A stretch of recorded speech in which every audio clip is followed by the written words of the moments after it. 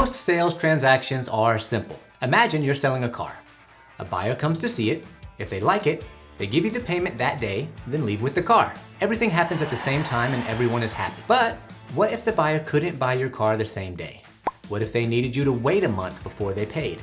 So for a month, you had to promise not to sell your car to anybody else no matter what. If you're the seller in this situation, that's a pretty big risk. So you would expect an appropriate payment up front as a deposit. Enter earnest money.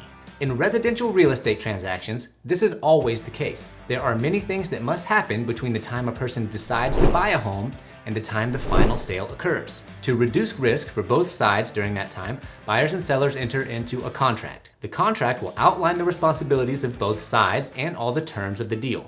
To make the contract official, there must be a payment made by the buyers up front, like the deposit from our first example. This is the earnest money. When sellers enter into a contract with buyers, they are agreeing to sell their home to the buyer as long as the buyer does everything they've promised. Even if they receive better offers, the seller is bound by the contract and cannot sell it to anyone else unless the buyer fails to perform. For sellers, this is a risk. A buyer may end up not buying their home, but the seller will already have lost important time and possibly other offers while waiting. Earnest money helps to balance the seller's risk. If a buyer fails to perform, there's nothing a seller can do to get that time back.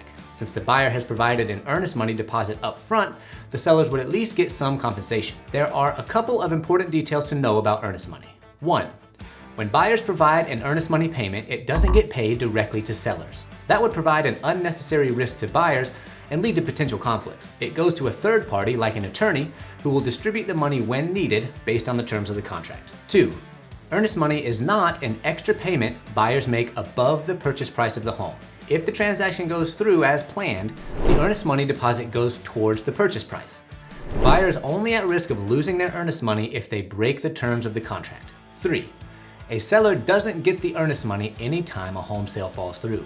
It depends on the terms of a contract. Sellers receive the earnest money only if buyers fail to do what they've promised. Most contracts will have one or more terms that will allow buyers to cancel the contract under certain conditions. These are contingencies, and we'll discuss those more in another video. In these cases, buyers will keep their earnest money because they still performed as promised. And that's it. We've covered what earnest money is, how it works, and why it's needed. I hope next time you buy or sell, you'll be able to use your understanding of earnest money as a tool to help better balance your transaction risk. I'll see you next time.